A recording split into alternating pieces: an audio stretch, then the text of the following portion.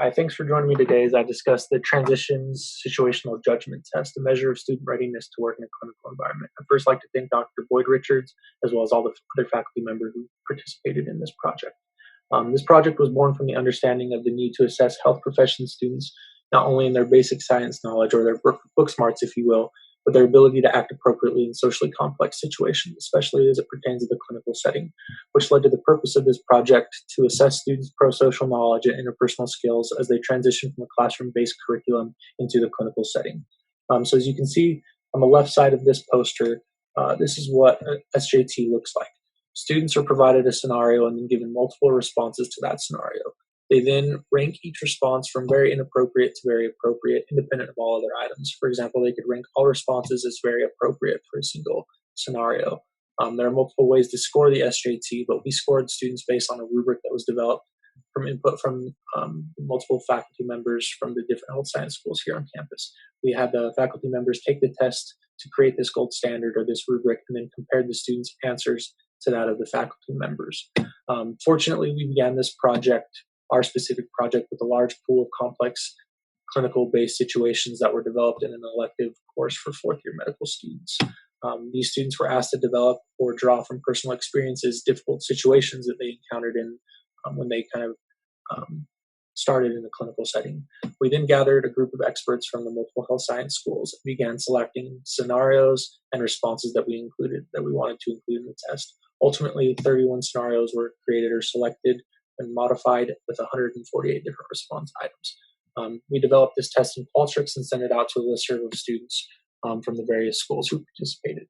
So as you can see here in the results section, we had around 60 students respond to this initial pilot test. There was primarily composed of two different schools, School 1 and School 2, with 34% being from School 1 and 66% being from School 2. We also got good representation from the different genders. Primarily 56% were female and 44% were male. We did run a Chromebax alpha across all the items to ensure reliability and got a 0.80 after deleting 6 items. So this shows that we're reliably measuring something consistently across this test.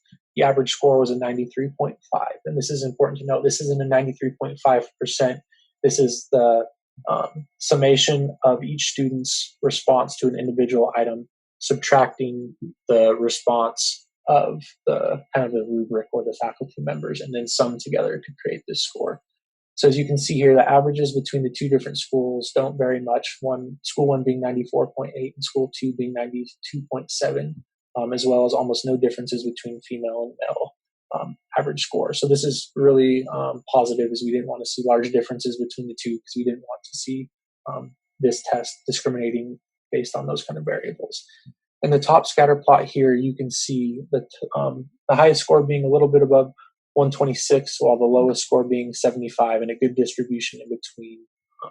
So this is positive. It means that we can kind of reliably conduct some statistical analysis on these findings. And then the bottom scatter plot is an inverse relationship between students who consistently rank things as over the mean and consistently rank things under the mean of the faculty members. So this allows us to see which students consistently respond in a certain direction.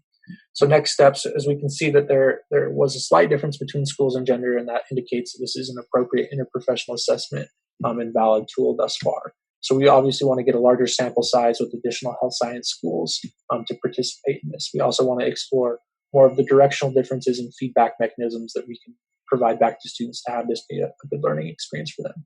We also want to explore a little bit more into the construct validation and theoretical background of this test to know exactly what type of pro-social knowledge that we're specifically measuring. Thanks for joining, and I'll kind of watching, and I'll take questions now, I believe.